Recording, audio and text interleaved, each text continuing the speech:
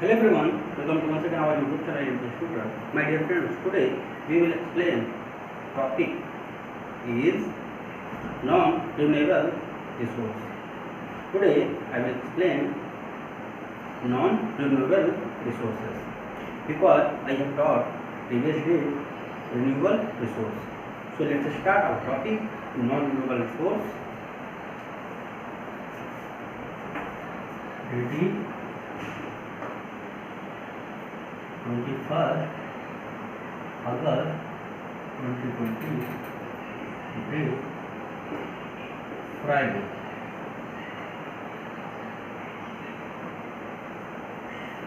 Non-renewable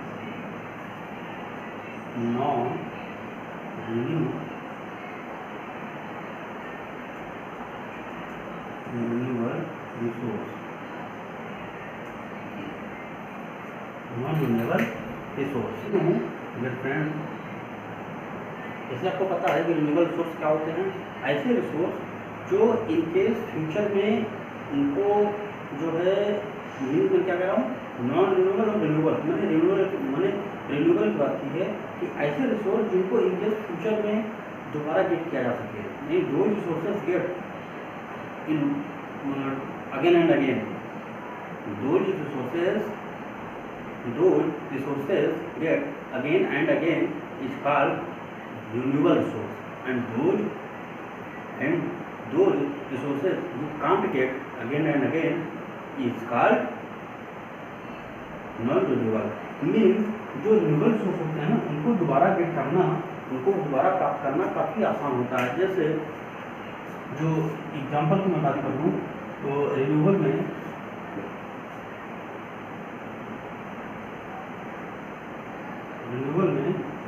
जो है जैसे सनलाइट, एयर यानी विंड की बात की मैंने, वाटर है ना, सॉइल, ये सब क्या है आपके रिन्यूएबल रिसोर्स हैं जो कहीं ना कहीं दोबारा हमें मिल जाते हैं कैसे करके बाई नेचर। अच्छा देखिए जो नॉन रिन्यूएबल है रिन्यूएबल ये सब नहीं होते हैं, ये वाले और ये वाले ये दोनों क्या होते हैं गिवन बाई या प्रोवाइडेड बाई नेचर।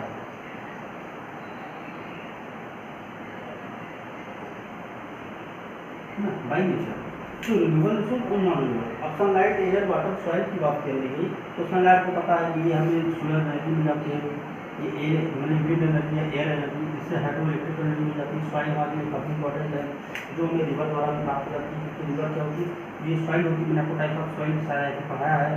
और जो सॉइल होती है ये क्या होती है सबसे अपर लेयर होती है ना, अपर लेयर होती है, अर्थ की सबसे अपर लेयर होती है और जो भी बहुत ही ज़्यादा इंपॉर्टेंट होती है वो भी मोर देन इम्पोर्टेंट लेयर है ना।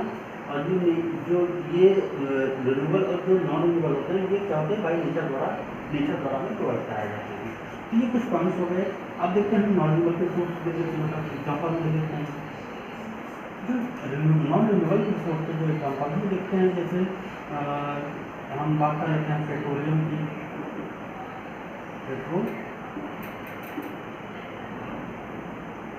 पेट्रोलियम हो गया है ना, एलपीजी हो गया है ना, ये कुछ गैस हो गई है ना, पेट्रोलियम कोल हो गया। तो ये सब कुछ चीज़ें हैं जो रिन्यूएबल सोर्स हैं, हमारे लिए संसाधन का काम तो करते हैं, लेकिन इनके फ्यूचर में इनके जो रिसोर्स हैं, इनके जो भंडार हैं वो इनके फ्यूचर में फिनिश हो सकते हैं, समाप्त हो सकते हैं। तो हम आगे बढ़ते बेटा। तो अब बात करते हैं रिन्यूएबल की, मैंने बात की तो मैंने मिनरल की बात कर लेता हूँ बेटा, मिनरल की बात कर लेता हूँ। मिनरल जो मिनरल्स होते हैं आपको पता है कि ये क्या होते हैं। देखिए मिनरल्स होते हैं कि हमारे बॉडी के लिए हो या हमारे लिए हो किसी भी तरीके से है ना। अब मिनरल भी दो तरीके होते हैं, होता है माइक्रो यानी माइक्रो और माइक्रो। देखिए डिफरेंस क्या है, एक होता है माइक्रो है ना, एक होता है माइक्रो। माइक्रो मतलब बड़े जिनकी मात्रा ज़्यादा है, जिनकी संख्या ज़्यादा है, लार्ज मतलब अमाउंट होता है ना, लार्ज अमाउंट में मिलता है। और ये जो है माइक्रो ये छोटे अमाउंट में छोटा है माइक्रो है ना। तो माइक्रो और माइक्रो तो मिनरल भी कई तरीके के होते हैं।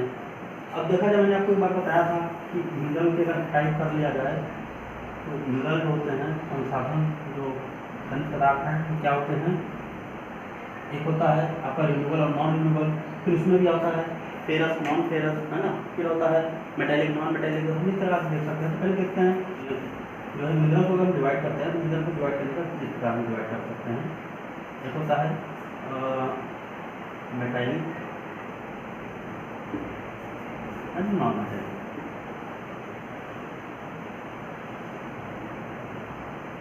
नॉन मेटेलिक, अब जो मेटेलिक होता है इसमें भी देखिए दो क्लास होते हैं, तो होता है फेरस नॉन फेरस, है ना। अब देखिए फेरस में जिसमें आयरन की मात्रा आता हो, जैसे आयरन, है ना, मैग्नीज,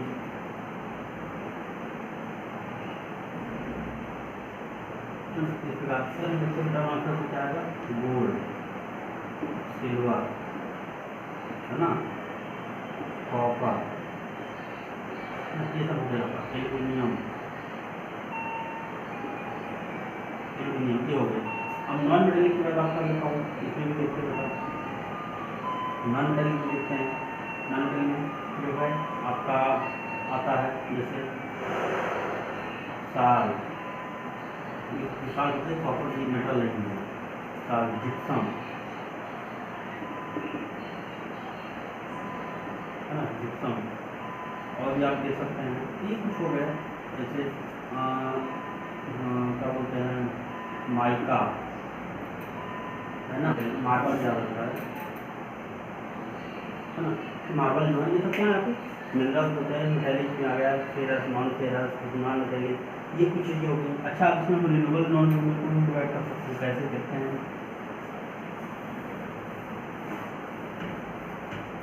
हम रिन्यूएबल और नॉन रिन्यूएबल को डिवाइड करना है।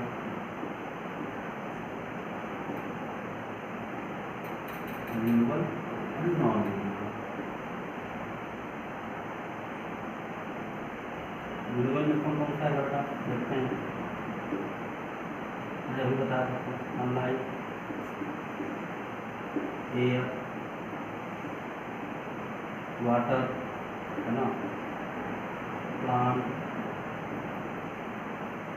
ये सब क्या है रिन्यूएबल रिसोर्स ही होने चाहिए, या वो प्लांट जो है रिसोर्स ही होते हैं।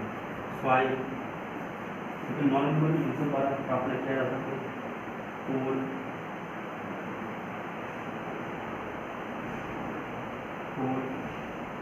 एलपीजी, उसके बाद पेट्रोलियम,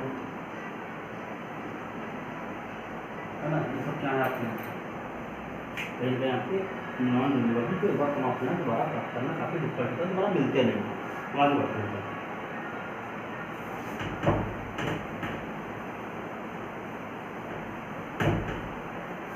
अब मैंने मिनरल की मैंने बात की,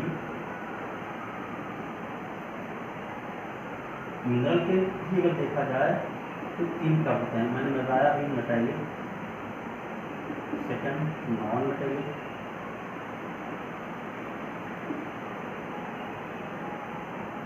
थर्ड है आपका फॉस्फेट।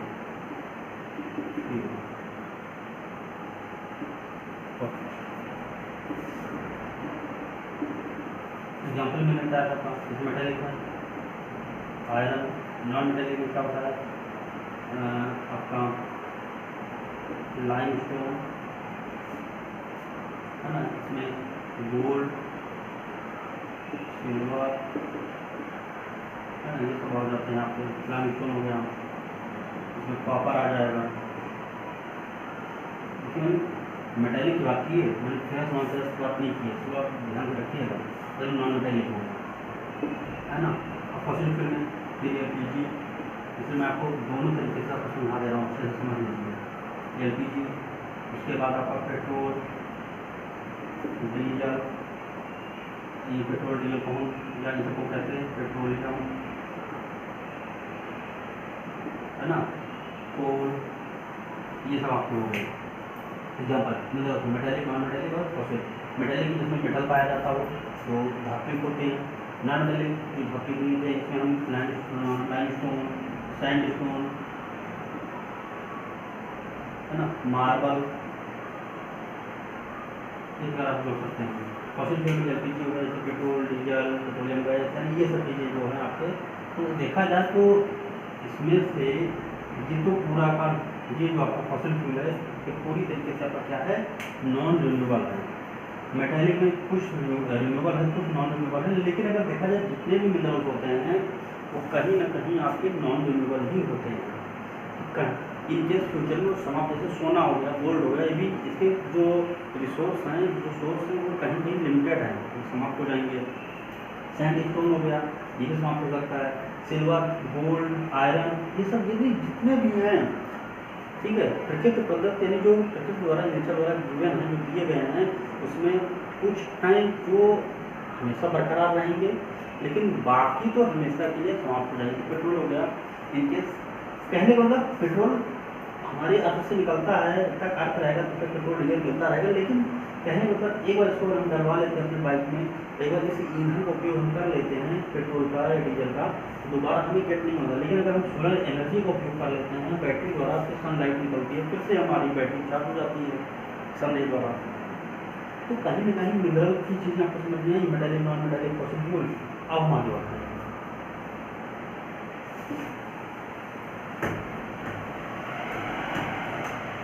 हम बात करते हैं कोल की।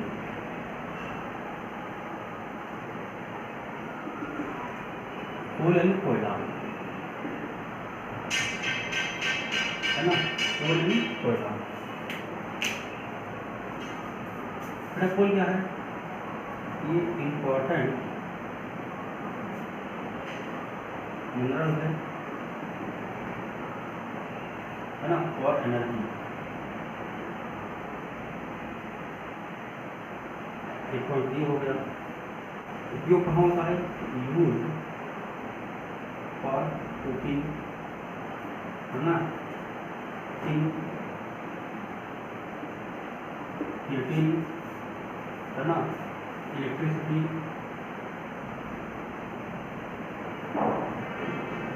प्रोड्यूसिंग,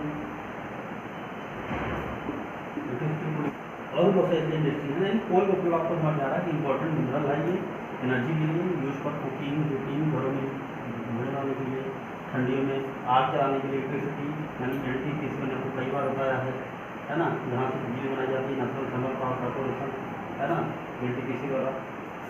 इसके जो एरियाज हैं कौन कौन से हैं, जैसे झारखंड,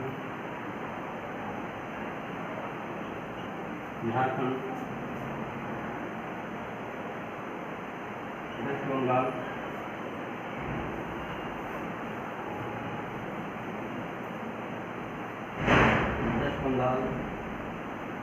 है ना, उसके बाद आपका छत्तीसगढ़,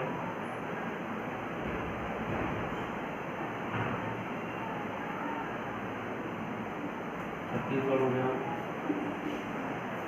यानी झारखंड, वेस्ट बंगाल, छत्तीसगढ़, उड़ीसा भी थोड़ा सा मिल जाता है, एमपी में मिल जाता है।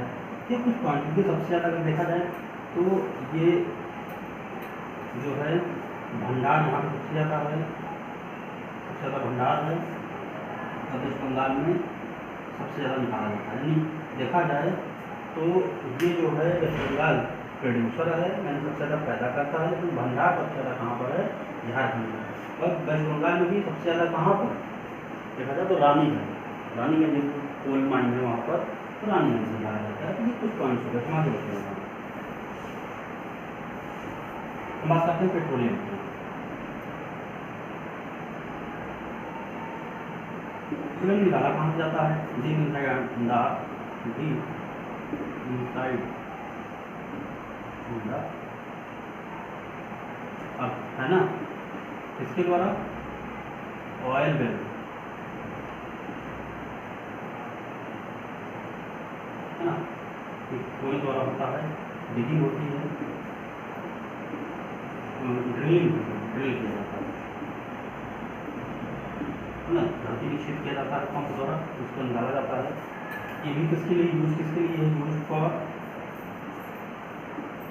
कुकिंग, है ना। उसके बाद इलेक्ट्रिसिटी यानी जनरेटिंग पावर,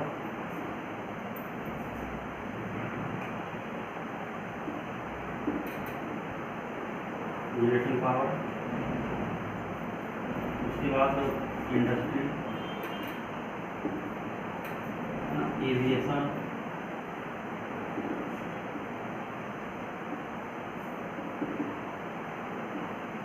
है ना, मोटर, कार या बाइक,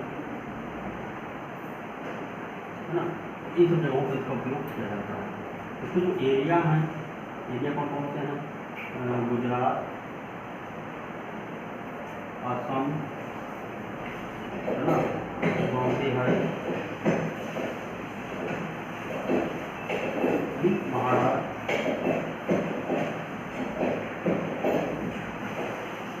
महाराष्ट्र हो गया। तरीके जो आपका पेट्रोलियम के निकालने के इलाके हैं गुजरात, आसाम, वेस्ट बंगाल, बॉम्बे है। बॉम्बे है कहाँ पर है ये? फिर मुंबई के पास है, थोड़ा सा सी शोर है, समुद्र के अंदर में है ये। और असम में आपका डिगबोई हो गया, ठीक है। Gujarat KG basin, Krishna Godavari basin, KG basin का अर्थ है। अगला पॉइंट है हमारा केजी बेसिन। केजी बेसिन समझते हैं आप? कृष्णा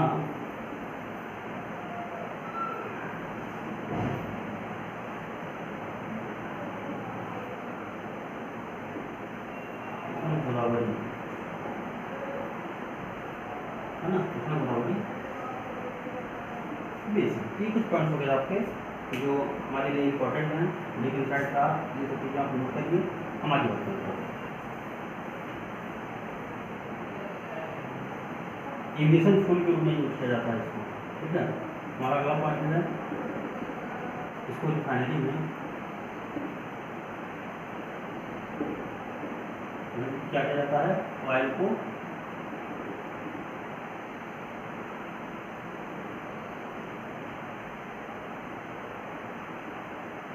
इसको रिफाइनरी को क्या किया जाता है? ऑयल को रिफाइन किया जाता है।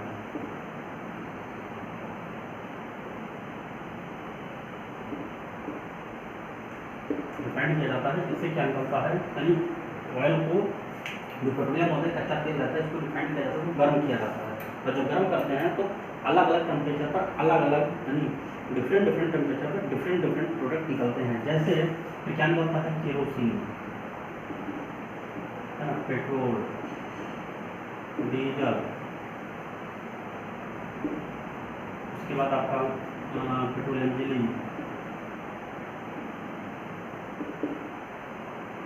पेट्रोलियम जेली निकलती है। नेक्स्ट आपका क्या निकलेगा? मोम, है ना, और क्या निकलता है? ग्रीस, ग्रीस निकलता है। और भी बहुत ऐसे प्रोडक्ट हैं। कोल निकलता है, यानी कोल तार, इसको हम लोग तार प्रोडक्ट हैं, है ना, कोल तार निकलता है। ये सब पेट्रोलियम के प्रोडक्ट्स हो गए। इसको निकालते कहाँ से देखते हैं? देखिए, इसको निकाला जाता है अरेबियन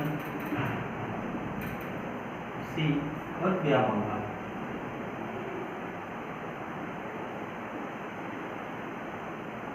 है ना। अभी जान ही रहे हैं। इसके बाद मैंने आपको भी बता दिया, इलाके भी मैंने आपको बता दिए, यूज भी मैंने आपको बता दिया। ये कुछ पॉइंट्स थे जो पेट्रोलियम के कुछ इंपॉर्टेंट पॉइंट्स हैं जो हाईलाइट रहते हैं हमेशा के। हम आगे बढ़ते बेटा।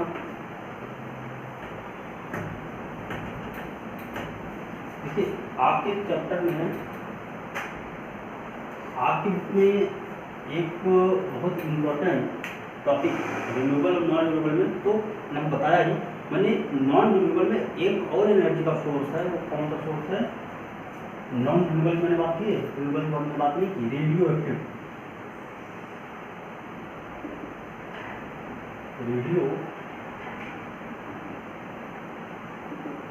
रेडियो एक्टिव जो है न्यूक्लियर, रेडियो एक्टिव एलिमेंट, है ना, जैसे यूरेनियम,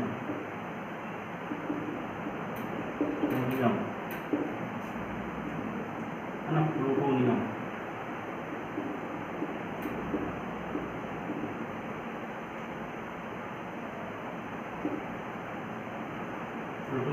देखो यूरेनियम, थोरियम, प्लूटोनियम, रेडियम,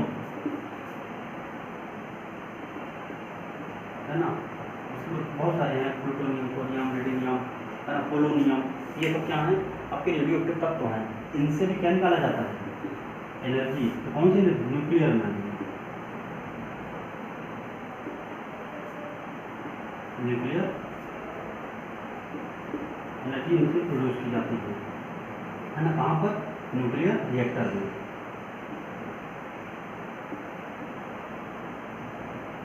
है ना। तो ये कुछ आपके हो गए पॉइंट, मैंने आपकी बुक में नहीं दिए हैं, मैं आपको एक्स्ट्रा से आपको नॉलेज दे रहा हूँ, तो जानते रहिए।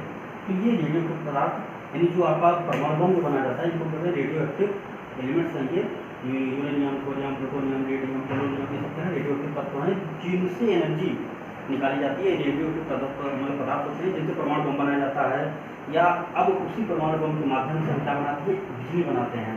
तो उसके लिए क्या चाहिए? रेडियो एक्टिव रिएक्टर चाहिए। रेडियो एक्टिव रिएक्टर में यानी जो न्यूक्लियर रिएक्टर होते हैं, इसमें हम दो चीज़ करते हैं, एक तो हेवी वाटर, और सेकंड हेवी वाटर हो गया, और सेकंड हो गया आपका ग्रेफाइट शव,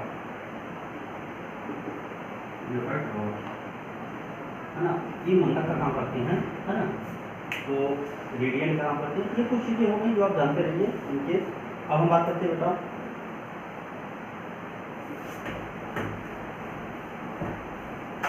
हम बात करते हैं कि रिन्यूएबल रिसोर्स और नॉन रिन्यूएबल रिसोर्स मैंने आपको बता दिया, यानी जो आपका नेचुरल रिसोर्स है मैंने आपको ये बता दिए, इसके होने ना होने से हमें क्या बेनिफिट है, बेनिफिट बताते हैं।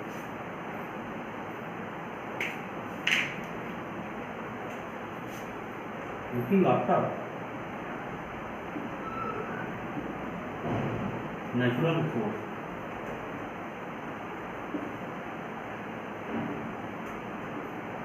Looking after natural resource. देखिए जो मैंने आपको बताया कि आपका रिन्यूएबल और नॉन रिन्यूएबल, तो मैंने देखता हूँ वाटर की बात कर लेता हूँ, क्योंकि वाटर की बात हम इसलिए करेंगे कि वाटर सभी लोग यूज करते हैं। वाटर हो गया, एयर हो गया, ये दोनों सब यूज करते हैं। आपको पता है कि क्या हो रहे हैं? पॉल्यूशन द्वारा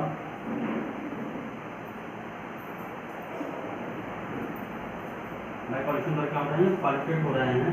इसको हम पॉल्यूटेड मतलब इसको पॉल्यूशन जो हो रहा है फैला कौन रहा है? बाई ह्यूमन, है ना। कैसे? इंडस्ट्री से क्या निकलती है? हार्मफुल गैसें,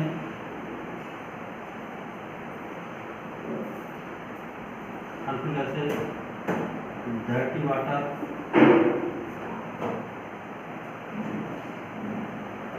है ना, डर्टी वाटर निकलता है ना। ये केमिकल वाटर,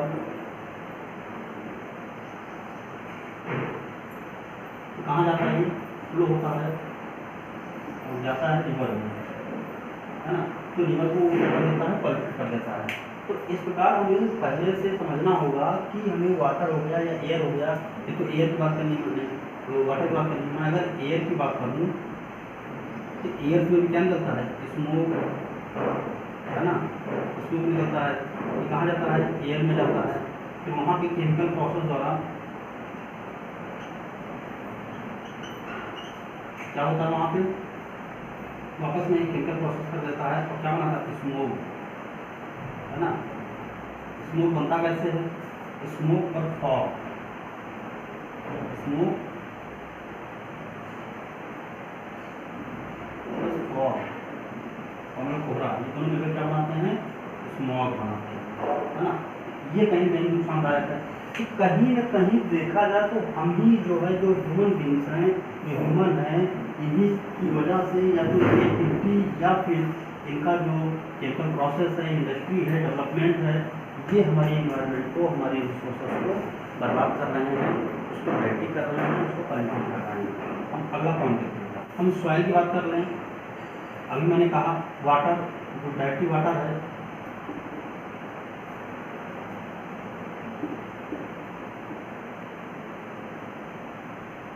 जो डर्टी वाटर है वो कहाँ जाता है? फिर जो सोख ले जाता है तो कहा जाता है अंडरग्राउंड, यानी सॉइल द्वारा क्या कर लिया जाता है? एब्जॉर्ब कर लेता है, एब्जॉर्ब हो जाता है वही सॉइल। तो कहाँ जाता है? ये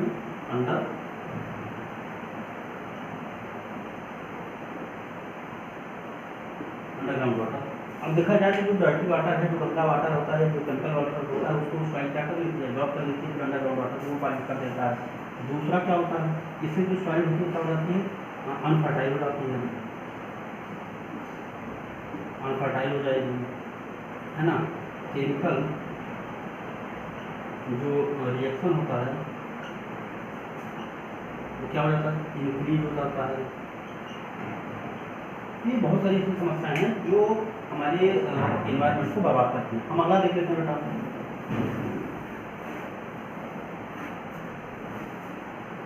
हम जो फॉरेस्ट होते हैं हम कटना देते हैं, कट द फॉरेस्ट, है ना। एनिमल्स क्या हो जाते हैं, एनिमल्स की डेथ हो जाती है, एनिमल्स क्या हो जाते हैं, डेथ हो जाती होगी। क्यों? क्योंकि इनका जो एनिमल्स का जो नेचुरल जो होम होता है क्या हो जाता है, फिनिश, है ना। उनका नेचुरल होम जो होता है वो क्या हो जाता है, फिनिश हो जाता है। तो कहाँ आना शुरू हो जाते हैं, वो ह्यूमन जो इलाके होते हैं, ह्यूमन एरिया में एंटर करते हैं और फिर उसके बाद क्या करते हैं, अटैक, है ना, किसके ऊपर, ह्यूमन के ऊपर। तो ये कुछ चीज़ें हैं जो हमारी वजह से ही समस्याएं बढ़ रही हैं। इसके लिए हम कर क्या सकते हैं, हम डिफॉरेस्टेशन को कम करें, यानी एफॉरेस्टेशन को बढ़ाएं। जबकि हमारे भारत देश में ऐसे बहुत सारे प्रोग्राम चलाए जाते हैं, कहते हैं जल एक चला जाता है, नेशनल एफॉरेस्टेशन प्रोग्राम चला जाता है ना। उसके बाद वन महोत्सव चलता है। ये कुछ ऐसे हमारे यहाँ प्रोग्राम चलाए जाते हैं गवर्नमेंट द्वारा जो फायदेमंद होते हैं। तो ऐसे बहुत सारे हमारे देश में हमारी सुविधाएँ हमारे द्वारा गवर्नमेंट द्वारा सुविधाएँ चलाई जाती हैं, योजनाएँ चलाई जाती हैं जिसको उपयोग उठा सकते हैं। और सबसे बड़ी बात, हमें जंगल को बचाना है, हमें पॉल्यूशन को बचाना है, तो हमें वाटर को जो हमारा वाटर रिसोर्स है, जो हमारा एयर रिसोर्स है, इसको हमें जो है एक प्रकार से लिमिटेड, भले ये नॉन रिन्यूएबल हैं तो भले ही ये रिन्यूएबल हैं, लेकिन हमें फिर भी इनका जो है जो यूज है उसको हमें बहुत ही अच्छे तरीके से, गुड कंडीशन में, बहुत ही इंटेलिजेंट तरीके से इसका उपयोग करना है कि जिससे इसका मतलब जो इनकी क्वांटिटी है वो भी ख़राब ना हो, क्वालिटी भी बर्बाद ना हो और हमारा काम भी बन जाए। जो बड़ी बड़ी फैक्ट्रियाँ हैं, जो बड़े बड़े कारखाने हैं, चिमनियाँ लगी होती हैं, लॉन्ग चिमनियाँ होती हैं, हेवी चिमनियाँ होती हैं, उसमें जो धुआं निकलता है उसमें एयर फिल्टर लगाना चाहिए कि जो कार्बन पार्टिकल्स हैं वो नीचे रह जाएँ, बाकी जो धुआं है वो बाहर चले। क्योंकि स्मोक बनने में दो ही कारण होते हैं, एक स्मोक, दूसरा फॉग। तो ये जब दोनों आपस में मिलते हैं तभी क्या बनता है, स्मोक बनता है। तो हमें क्या करना है, हमें कार्बन पार्टिकल्स को रोकना है। और इसलिए हम चिमनियों में या जो गाड़ियों में जो साइलेंसर लगे होते हैं, जहाँ भी हम धुआं निकलता है उसमें हमें एयर फिल्टर लगाना पड़ेगा। एयर फिल्टर लगाने से मतलब कार्बन पार्टिकल्स रह जाते हैं अंदर ही, बाकी अपने धुआं रहता है फिल्टर होकर बाहर निकल जाता है। इससे क्या होगा कि पॉल्यूशन कम हो जाएगा। ऐसे ही वाटर को भी करना है। वाटर के लिए हमें जो सीवेज ट्रीटमेंट प्लांट होते हैं, बड़ी बड़ी कंपनियाँ होती हैं, बड़े बड़े फैक्ट्रीज हैं, वहाँ अपने जो पानी जो डायरेक्ट वाटर होता है उसमें निकलने वाले स्थान पर हमें क्या करना पड़ेगा, ये वाटर फिल्टर लगाना है, जिससे जो गंदे पानी के जो कार्बन पार्टिकल्स होते हैं, जो उसमें डस्ट होती है, जो उसमें कचरे होते हैं, है ना, गार्बेज होते हैं, वो फंस जाएंगे पहले ही। जो पानी होगा, भले ही वो गंदा ही पानी है, कलर उसका कैसा भी हो, सिर्फ वो उसमें सिर्फ वाटर ही होगा, ना कि उसमें कोई डस्ट होगी, ना कोई उसमें अदर ऐसे केमिकल्स होंगे जो हमारे रिवर को या रिवर में रहने वाले जो एनिमल्स होते हैं उनको नुकसान पहुँचाएगा। दूसरी बात, जब ये पानी बाहर निकलेगा तो हमारा जो सॉइल होता है वो भी बर्बाद नहीं होगा, क्योंकि सॉइल कहीं कहीं इस मिट्टी को सोख लेता है, एब्जॉर्ब कर लेता है। तो उसमें जो एब्जॉर्ब करता है वाटर को, उस वाटर कैसा रहता है, वो ऑलरेडी केमिकल से युक्त होता है, केमिकल फिल होता है। वो मिट्टी की जो उर्वरकता होती है, जो फर्टिलिटी होती है, जो फर्टिलाइजेशन होता है उसको ख़त्म कर देता है। तो जो हमारी जो खेत होते हैं, जो हमारी ज़मीन होती है, लैंड एरिया होते हैं, या हमारा जो सॉइल होता है वो कहीं कहीं इनफर्टिलिटी की तरफ आगे बढ़ता है, तो बंजर हो जाती है ज़मीन, उसमें ऊसर बंजर हो जाती है, उसमें खेती नहीं हो पाती। ये कहीं ना कहीं हमारी जो डेवलपमेंट की जो रफ्तार है, ग्रोथ, वो बढ़ हो रही है, लेकिन साथ साथ पॉल्यूशन की ग्रोथ को भी बढ़ा रहा है। तो हमें रफ्तार को तो आगे रखना है, मेंटेन करना है, अपने डेवलपमेंट के लिए जो प्रोसेस को हमेशा आगे बढ़ाना है, लेकिन हमें कहीं ना कहीं अपना जो ये पॉल्यूशन का जो रफ्तार है उसको कम करना पड़ेगा, तभी हम आगे वाकई में हम डेवलप कर पाएंगे। दूसरे जो है, हमें एनर्जी रिसोर्स को रिन्यूएबल हो या नॉन रिन्यूएबल हो, कैसे भी हो, चाहे मेरी मनी लग रही हो, किसी को भी पैसा लग रहा हो, लेकिन कहीं भी हमें लिमिटेड तरीके और बहुत ही इंटेलिजेंट तरीके से उपयोग करना है। जैसे मैं कहता हूँ बार बार कि अगर मान लीजिए आप कहीं बाहर जा रहे हैं, अगर आप एक ही स्कूल में, एक ही कॉलेज में, एक ही ऑफिस में जॉब करते हैं और आप बाइक चलाते हैं, तो या तो आप पूरी कर लीजिए, यानी दो लोग एक ही बाइक से चले जाइए, या तो आप एक ही बाइक के लिए एक दिन आप चाहिए, एक दिन आपकी बाइक से जाएंगे, या फिर एक ही बाइक में आप लोग हाफ हाफ पैसा में पेट्रोल डीजल जो भी आप पड़ता हो आप उसको कंज्यूम करिए, सहयोग करिए। इससे क्या होता है आपका नेचर भी बचेगा, दूसरी आपकी फ्रेंडशिप भी बढ़ेगी, क्योंकि अब साथ में आएंगे, साथ में जाएंगे, फिर आप दोनों से एक दूसरे से बातचीत करेंगे, फिर आपके रिलेशन में प्रगाढ़ता आएगी, रिलेशन में जो है जो आपकी फ्रेंडशिप होगी वो भी अच्छे से मेंटेन रहेगी। तो कहीं ना कहीं ये चीज़ें हमें यूज करनी होंगी, ठीक है। और हमें ज़्यादा पब्लिक ट्रांसपोर्ट का यूज करना चाहिए। दूसरी बात, गवर्नमेंट जो है सेंचुरीज बना रही है, चाहे वो नेशनल पार्क हो गए, नेशनल सेंचुरीज हो गई, है ना, इन सब जगहों पर वो गवर्नमेंट बना रही है। तो हमें एनिमल्स का जो शिकार करते हैं, जो हंटिंग करते हैं, उस पर भी रोक लगाना है। क्योंकि मैंने अभी 2 दिन पहले आप लोगों को पढ़ाया कि जीके की क्लास में कि जो हमारी इंडिया में क्या है कि बहुत सारे प्लांट एनिमल्स ऐसे हैं, जो प्लांट्स ऐसे हैं जो विलुप्ति के कगार पर हैं, जो आने के फ्यूचर में अगर उनका हम कंजर्वेशन नहीं करेंगे तो वो समाप्त हो जाएंगे, दुनिया में उनका वजूद ही नहीं रह जाएगा, वो समाप्त हो जाएंगे।